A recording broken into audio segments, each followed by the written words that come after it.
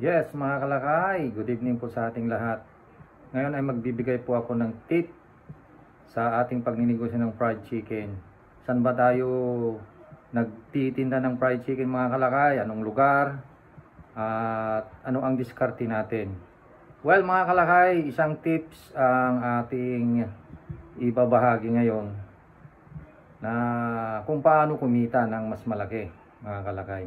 Siyempre, kung gusto mong kumita ng mas malaki, ay mas taasan natin yung ating presyo, mga kalakay. Pero depende rin yan sa ating location, mga kalakay. Depende. Kadalasan kasi, saka lang tayo makapagtataas ng presyo ng fried chicken natin kung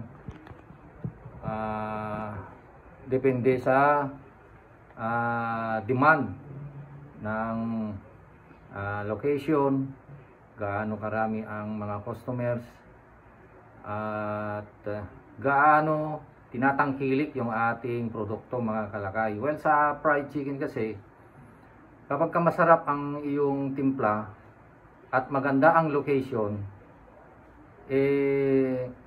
yun ang mas posibilidad na mas marami kang mabibenta at mas pwede mong itaas ang presyo, mga kalakay, dahil in demand pagka ganon. Kasi dapat mas malasa sa'yo, dapat mas crispy sa'yo, dapat mas juicy sa'yo. Yun. Sa amin, mga kalakay, kahit hindi kami gumagamit ng gravy, tinatangkilik yung fried chicken namin dahil sa bukod sa napaka juicy hanggang buto yung pagka juicy ng fried chicken namin, crispy pa siya. Kahit hindi na mainit, crispy pa rin, mga kalakay. Kaya pwede naming ipagmamalaki ang aming recipe sa fried chicken, mga kalakay. Ngayon, ito yung tip, mga kalakay. Kapag okay na ang iyong timpla, yung location ang dapat mong hanapin, yung magandang location. Minsan, nagkakaroon tayo ng magandang pagkakataon doon sa mga maraming tao. Halimbawa sa school, meron silang mga tinatawag na children's festival, ganon. Doon nagkakaroon ng maraming tao. Kung minsan naman yung Boy Scout and Girl Scout camping, yan, dumadami ang tao po dyan. Kasi hindi lang estudyante ang pumupunta, pati mga magulang. At mayroon silang mga aktibidad na maghapon. Doon naghahanap sila ng makakain, mauulam. Kaya patok na patok yung fried chicken, mga kalakay. Gaya ng nangyari po sa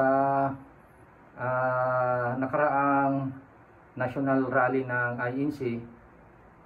Kami po ay nakipagkaisa, at gayon din kami din po ay nagbenta dahil alam namin na walang mapagbibilhan ng mga tao doon kapag konti lang yung nagbinta. Kaya nagbinta kami para na rin makatulong, mayroon silang mabili na pagkain. Kasi hindi lang po fried chicken ang bininta namin doon mayroon ding cake, mayroon ding kape, noodles, rice, soft drinks, water, yan. Kaya kompleto. Kaya yung mga walang baon, o di kaya may baon sila pero naubusan, dahil hindi lang naman isang kainan ang babaonin nila. Kaya mga 3 o hanggang 5 kainan. Kasi January 13 ang araw, pero January 12 ang totoo nga, January 11 meron nang pumunta sa mga dako ng rally. Kaya yung iba, doon na sila natulog para maghintay doon sa exact date. Kasi nga sa dami ng tao, kailangan maisaayos lahat ang parkingan ng mga sasakyan. Sa sasakyan pa lang, mga kalakay, talagang libo-libo na around Philippines. Doon sa amin kasi ang location namin is Region 1. At sa Bigan, City, Ilocosur, Bantay, magkatabi kasi yung bayan na yun eh. Bantay, Ilocosur, and Bigan City, Ilocosur. Dalawang bayan po yan, magkatabi. Doon ginanap. Halos mapuno yung lugar na yon, yung town proper ng Bantay, Ilocosur at Bigan City. Halos mapuno ng mga sasakyan yan. Kaya yung ibang mga taga-probinsya, La Union, Abra, Ilocos Norte, Benguet, Baguio, Pangasinan, kada probinsya may location ng parkingan. Kaya napakadaming tao nun. Kaya nung nagtinda kami mga kalakay ay nakakagulat. Halos 50,000 ang aming napagbintahan. Dahil nga naman, hindi lang naman fried chicken ang aming binta. Pero alam nyo ba na naka 700 pieces po kami ng fried chicken doon. Natag ko 40. O magkano na yung pagka 700 times 40, halos 30,000 na yon. Kasi biro mo, daming tao. Pero malayo nga lang. Mag-i-expenses ka ng panggasolina, pang krudo. Dahil dalawang sasakyan ba naman ang aming ginamit. Yung isa is Raptor, pinuno namin yung mga gamit, mga paninda, pati sa loob. Kaya dalawa lang yung nagkasya na tawan doon, ako tsaka yung anak kong isa. Yung isa naman is yung isang kotse, yung Genesis, yung bago naming sasakyan.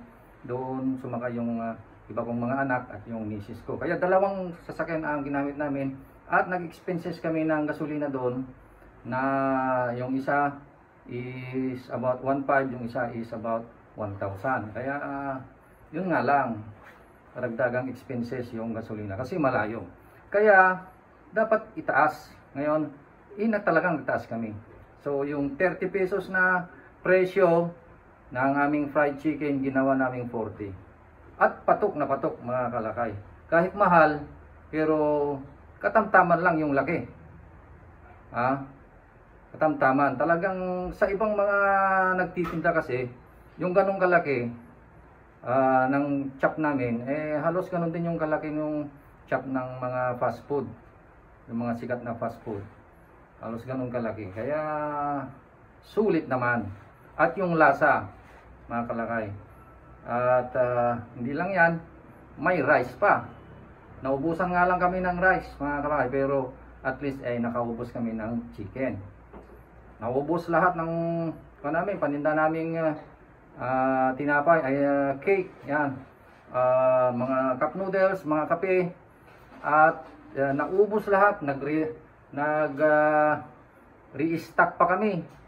Naubusan kami ng kape at mga noodles, nag-restock kami, pati tubig kasi nga sa pagpapainit ng kape. Kaya umabot ng 50 mil yung pinagbintahan namin yan. Kahit pagod kami, puyat kasi magdamag nung April 12, wala na kaming tulog noon hanggang sa sumapit ng kaarawan ng rally, January 13. Magdamag po yun, walang tulugan. Yan, lahat kami ng pamilya, mga anak ko 3 tsaka yung misis ko. Bali 5 kami, nagtulungan kami at halos kaming lahat ay walang tulog. May blip lang ng konti, salitan kami ng pagtulog, pero kaming dalawa ni misis ay halos hindi kami nakatulog dahil nga siyempre kami yung nangunguna. Yung mga anak namin, ganun din, katulog man sila pero konti-konti lang. Kaya pagod man kami, sulit naman mga kalakay. Ganun po yung tips ko sa inyo ngayon. Kung may mga activity ng maraming tao, doon kung saan yung maraming tao, doon ka magtitinda. Napakaganda mga kalakay, napakaganda talagang. Sure na makakabenta ka.